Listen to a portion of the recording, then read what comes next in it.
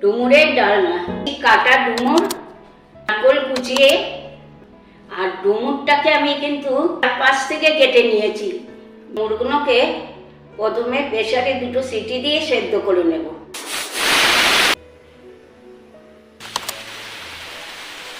অল্প আছে, ডুমুরগুলো আমার ভাজা হয়ে গিয়েছে সরষের তেল। এবার আমি আলুগুলোকে ভেজে নেব।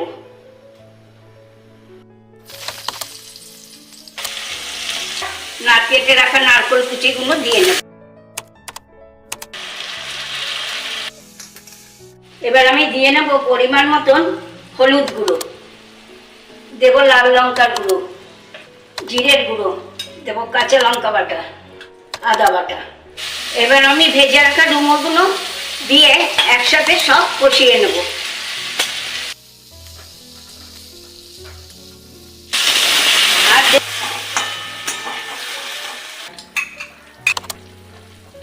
আমার কমপ্লিট।